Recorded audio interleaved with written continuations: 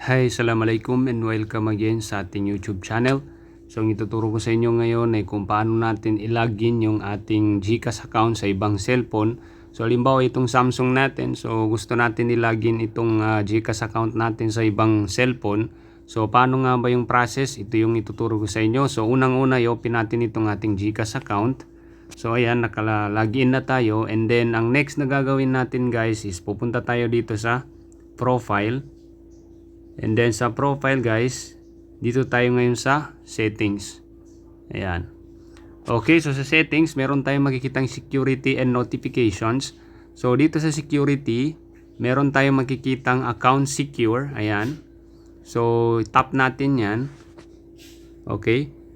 So ayan, bago natin makalagin or bago natin malagin yung ating GCash account sa ibang cellphone, so kailangan muna natin siya unregister sa ating Samsung. Okay? Kasi hindi tayo makakapag-login dun sa ating bagong phone ng ating GCash kapag hindi siya naka-unregister dito. So ibig sabihin kasi dito kasi sa GCash, so kinakailangan natin register yung ating cellphone kung saan nakalagin yung ating GCash account. So katulad nito, yung makikita natin dito, yung current phone. So Samsung SM A51 5F. Okay? So yan yung current phone natin na ginagamit ngayon, which is nakalagin yung ating GCash account. Ayan.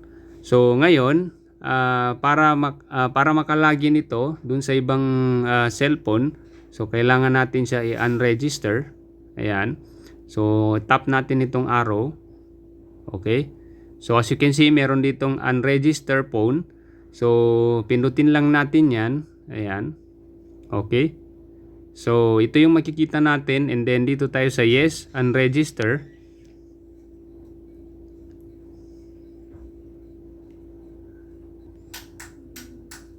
Okay.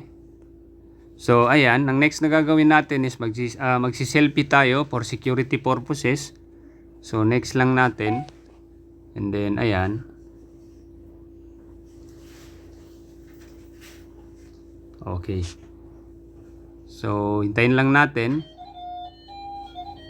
So ayan, you have unregistered this phone. Okay, so ayan, naka-unregistered na tayo. So ngayon, pwede na natin ilagin itong ating GCash account dun sa bagong cellphone natin.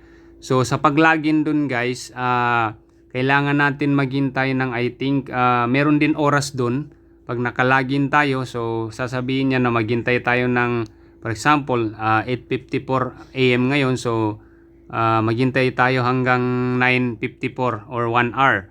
So hintayin natin siya para makaregister tayo ulit dun sa ating bagong phone. And then ganun lang kasimple guys, mag-unregistered ng ating GCash account dito sa ating cellphone. Okay, so I hope nakatulong ito sa inyo. Thanks for watching, and don't forget to subscribe to Amer TV for the latest videos na aking i-upload. Sukran and wassalam.